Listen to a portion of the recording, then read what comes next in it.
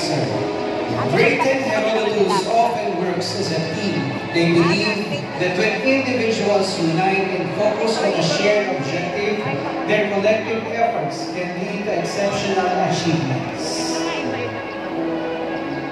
Brayton Pericles, Mr. Adel Franco F. De Jesus, advisor. They are an ensemble of striking individuals. In their own words, they may be troublesome but awesome.